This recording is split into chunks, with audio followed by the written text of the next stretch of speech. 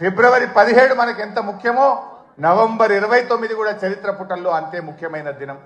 ఆనాడు కేసీఆర్ గారు ఇంకా లాభం లేదు, కేసీఆర్ చచ్చుడో తెలంగాణ వచ్చుడో, అయితే తెలంగాణ జైత్రయాత్ర లేదంటే నా శవయాత్ర అని చెప్పి ఆమరణ నిరాహార దీక్ష కూర్చున్నటువంటి నాయకుడు మనం చూసాం.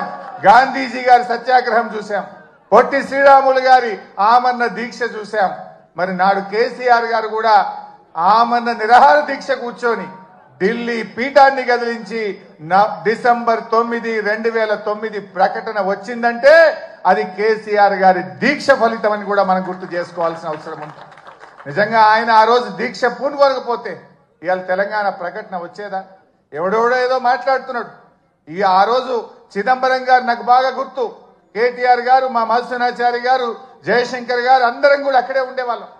చిదంబరం గారు ఫోన్ చేసి ఢిల్లీ నుంచి కేసీఆర్ గారు దీక్ష విరమించండి, మేము తెలంగాణ ప్రక్రియ ప్రారంభిస్తామన్నారు. మీ మాటలకు మేము మోసపోం.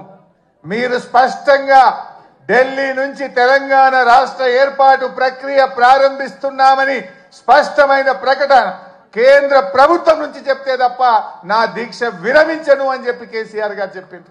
అప్పటికి 11 రోజులైంది. మనిషి ఆ మంచం మీద నుంచి ఒక్కొక్కసారి వణుకుతో దాదాపు ½ ఫీట్ ఎగురుతా ఉండే బాడీ, తన కంట్రోల్లో తాను లేదు. కానీ ఆ పట్టుదల మాత్రం సడలేదు.